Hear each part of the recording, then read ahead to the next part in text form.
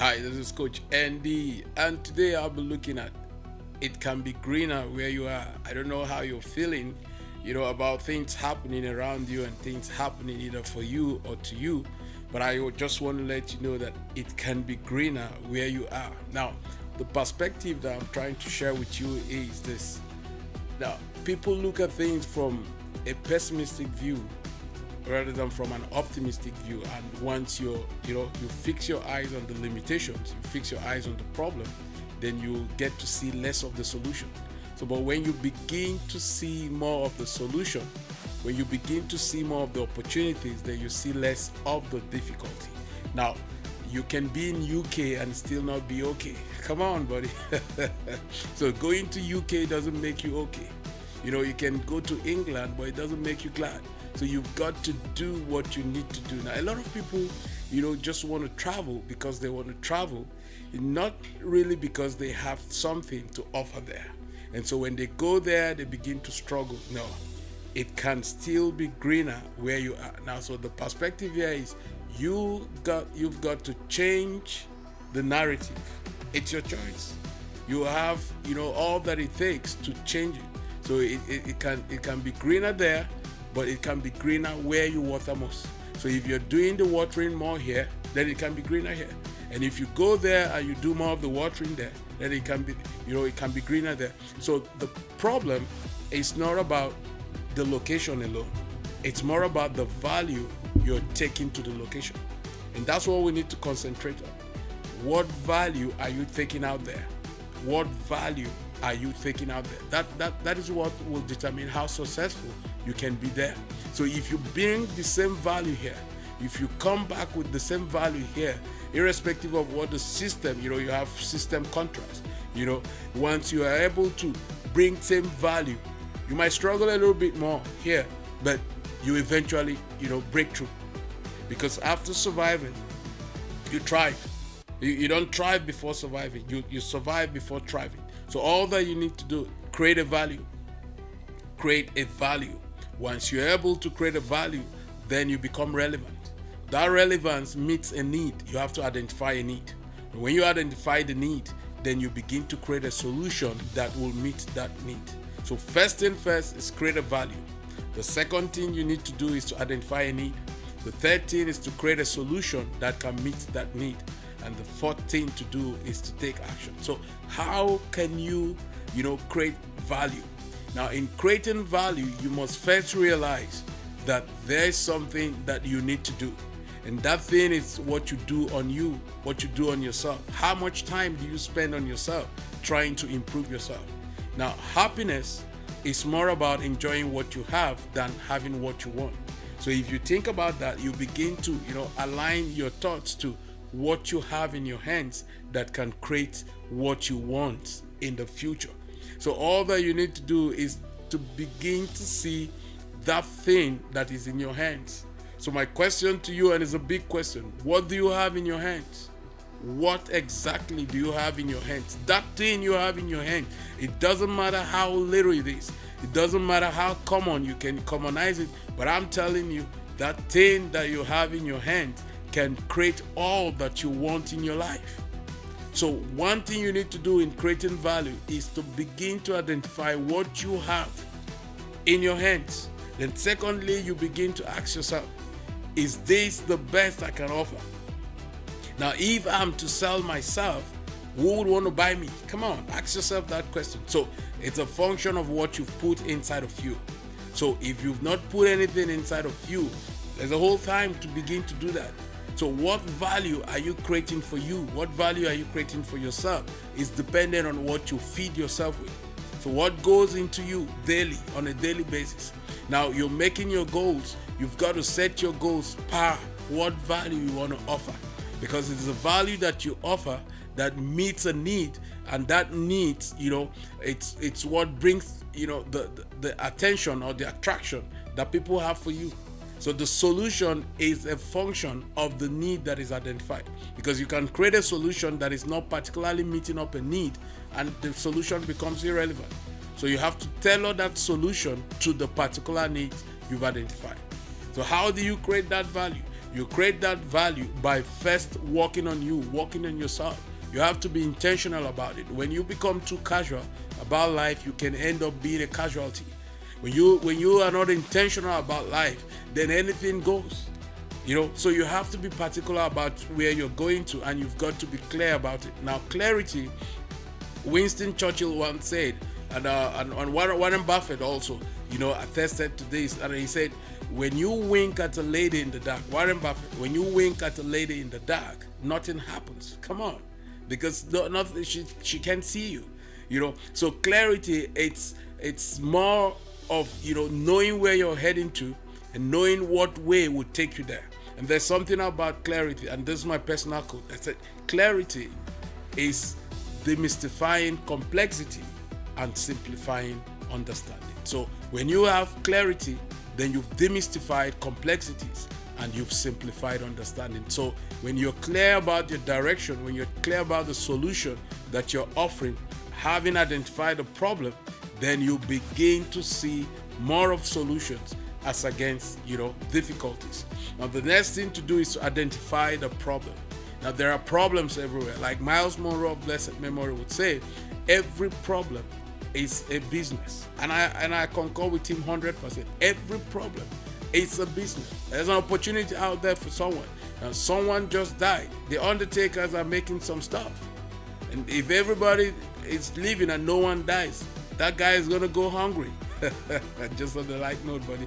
But this is it. So there's always something to look out for. So the more you can identify with problems, the more you can look at solutions, the less you see of the limitations, and the more you see the opportunities. Like Ralph Waldo Emerson once said, he said, don't go where the path leads, but go where there are no paths, so you can leave a trail there. Now, if you're just looking at the paths to follow, you might be blindfolded and you might be discouraged, taking a new route. But when you begin to look at it from a perspective that even if there's no path there, I can still walk through that plane and leave a trail there because someone is coming behind me, or I might be coming back through that same trail. So don't go where the path leads, go where there are no paths, and you can leave a trail there. George Bernard Shaw once said, the people that make it in life try to look out for opportunities. If they can't find one, they create one. Alex McKenzie once said, the best way to determine your future is to create one. Come on. So many people are just there living in assumption and wanting to live in distinction. No, you can't be floating on assumption, or by assumption and thinking you can have distinction. No, life is intentional. So you've got to be intentional about it, and don't command your attention where you don't have intentions. And that's what a lot of people do. So if you want to travel to UK, the first question you have to ask yourself is, what do I have within me? What do I have in my hands that I'm going to offer there in UK? Now you ask yourself that honest question. Now you've got the truth about this question, the answer to this question. So if you have a value that you're taking out there, then you're qualified to go there. But if you don't have a value that you're taking out there, there's no urgent 2K there. Come on. Everybody is running after something, But this is it. So that's the perspective. Identify the problem, create value for yourself, one, identify the needs, then create a solution. Now the solution you're creating is a function of the identified problem. So many people created solutions without identifying the problems. No, you have to tailor that solution to the problem you have identified. That is how you put round pegs in round holes and square pegs in square holes. So, but if you do it the other way around, it wouldn't fit. No matter how you miss the way, it wouldn't take and keep going on that track. It doesn't return you back to the right path. So you've got to do a U-turn. So all that you need to do is identify what needs that you want to meet and begin to create solutions based on those needs. Now in business, that's what we'll call concentrating more on the customer's needs as against the product future. A lot of people sell what they sell, and they tell you all the drama, all the stuff the product can do without first knowing if that product would match the needs of that customer. So at the end of the day, that product is not suitable for that customer.